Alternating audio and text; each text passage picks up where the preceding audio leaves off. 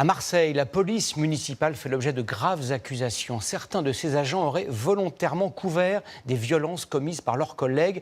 Les faits se seraient déroulés au centre de vidéosurveillance où sont analysées les images des 1600 caméras de la ville. Suzanne Prez et Étienne Bonneau. C'est dans ce centre opérationnel de la police municipale que 1600 caméras surveillent Marseille. Au cœur de la polémique, la diffusion de ces images de mai 2023. Un homme est frappé par 2 policiers municipaux, mais la caméra qui les filme se détourne. Les agents aux commandes sont enregistrés à leur insu. Mais frérot, s'il te plaît, comment t'as fait quand tu mets tout droit comme ça, il se cache, il se met pas en dessous de la caméra, frérot. Il nous paye. Un dialogue surréaliste avec les policiers en intervention et des conseils pour frapper sans être vu. Tu l'amènes au sol et tu lui mets son petit coup en traître.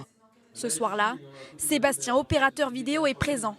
Il alerte et parle de violences volontairement dissimulées depuis 1 an. On assiste en direct à des faits de violence policière, tout à fait.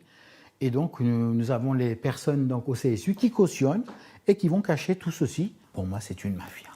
Selon lui, les abus se multiplient. Exemple avec cet autre enregistrement que nous nous sommes procurés.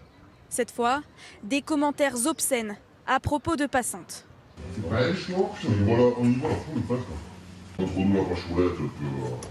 À Marseille, ces révélations indignes. Ça me choque un peu quand même. Oui, bien sûr, on devrait avoir un comportement un peu plus raisonnable, hein, comme on dit. Ouais, et se contenter simplement de faire leur boulot. Si nos propres agents de sécurité nous mettent pas en sécurité, c'est compliqué. Cet après-midi, la mairie vient d'annoncer des sanctions à l'égard de 7 agents impliqués. L'une concerne une mesure interne qui est la suspension de leurs fonctions et puis une autre mesure qui est évidemment un dépôt de plainte. Normalement, les enregistrements n'auraient pas dû être diffusés. C'est pourquoi la ville porte plainte contre Sébastien, lui aussi, est suspendu.